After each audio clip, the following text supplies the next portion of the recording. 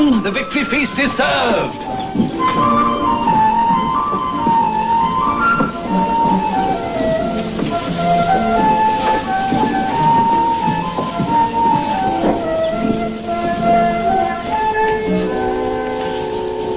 I think it's time for you to leave. How dare you tell my guests to leave?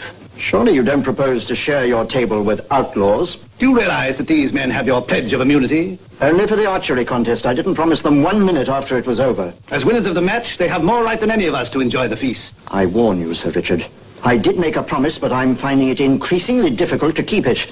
That's understandable. The process must be so unfamiliar to you. Thank you for your hospitality, Sir Richard, but we'll go now. Obviously, the only way the sheriff can keep his promise is if we remove the temptation for him to break it. Oh, Robin. And I was looking forward to having such a wonderful evening.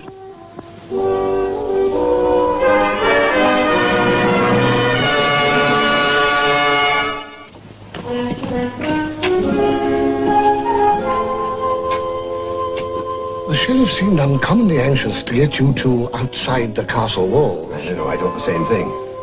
Before you go, shouldn't we test the windage? Huh?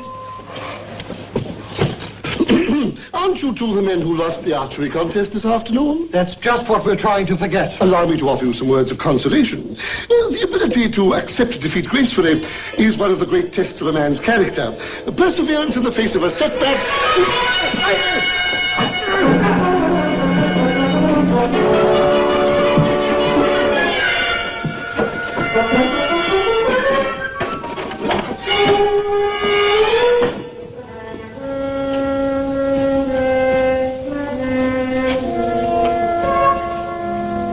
What are you doing here, my lord?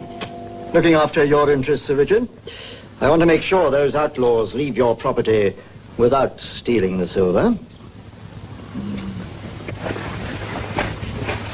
Now, just walk straight out through the main gate. Keep going and no tricks.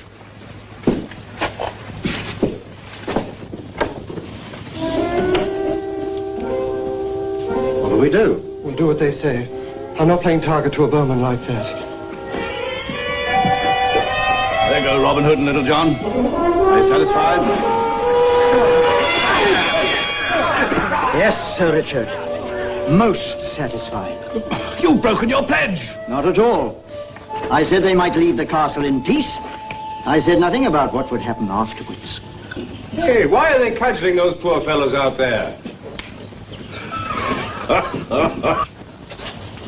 Stop! Stop, you fools! You blundering idiots!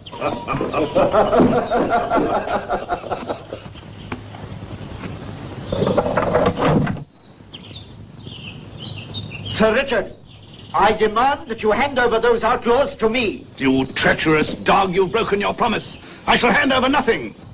Then I'll surround the castle. I'll lay siege to it until you hand over those men. I suppose we might as well eat something. I don't feel hungry.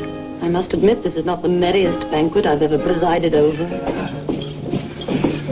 Richard, what's the matter? That blackguard of a sheriff has betrayed me. We're besieged, my dear. Oh, does that mean nobody can leave the castle?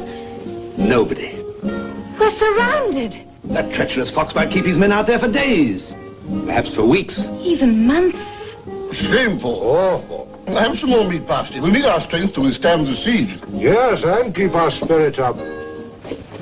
I want you to know that I take full responsibility for what has happened. It was I who was foolish enough to take the sheriff's word. I alone have landed you in this awkward predicament. Well, you don't seem upset at all.